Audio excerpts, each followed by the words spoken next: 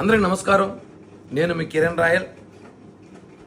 మనం చూసుంటాం నిన్నటి రోజు వైసీపీ అధికార ప్రతినిధి అని చెప్పుకోవడం ఏంటి, వైసీపీ అధికార ప్రతినిధి అని చెప్పి ఈ గత కొద్ది రోజులుగా టీవీల్లో వచ్చి వెనకాల జగన్ బొమ్మ పెట్టుకొని ఓవర్ యాక్షన్ చేస్తున్న శ్యామల నిన్నటి రోజు తెలంగాణలో కేసు నమోదైంది. అది ఎట్లాంటి కేసు అంటే, యువకుల్ని టార్గెట్ చేసి ఏదైతే బెట్టింగ్ యాప్స్ పేరుతో బలి తీసుకుంటుందో దాన్ని ప్రమోషన్ చేయడం. ఈమె ఒక అధికార ప్రతినిధి పార్టీకా, లేదా బెట్టింగ్ యాప్స్ ప్రమోషన్ చేయడం అధికార ప్రతినిధా? చెప్పండి.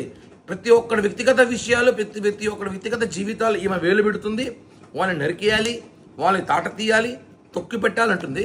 ఇప్పుడు ఈమెను ఏం చేయాలి చెప్పాలి. వైసీపీ పేటీఎం కానీ చెప్పాలి ఇప్పుడు. ఎందుకంటే బెట్టింగ్ యాప్స్ ఎంతమంది నేరం తెలుసు, ఎంతమంది బలైపోతున్నా తెలుసు.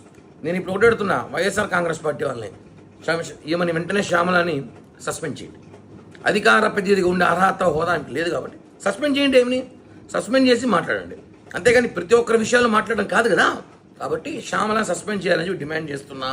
అదేవిధంగా ఏదైతే ఏపీలో కూడా బెట్టింగ్ యాప్స్ ద్వారా చాలామంది యువతులు బలయ్యారో అవన్నిటి కూడా పరిశీలించి ఈమె మీద కేసు నమోదు చేసి మర్డర్ కేసు పెట్టాలి. ఎందుకంటే ఇక్కడ కూడా చాలామంది ఏపీ రాష్ట్రంలో చనిపోయారు.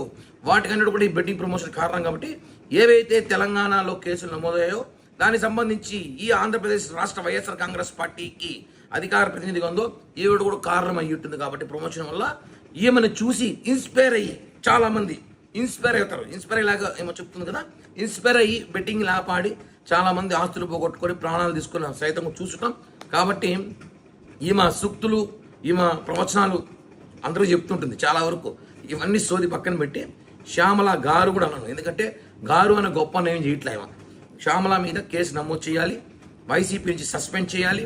అధికార ప్రతినిధిని ఆమె వైసీపీ పార్టీకా లేకపోతే బెట్టింగ్ యాప్స్కా? కాబట్టి ఆమె మీద చర్యలు తీసుకోవాల్సిందిగా ఏపీ పోలీసుల్ని కోరుతున్నాను.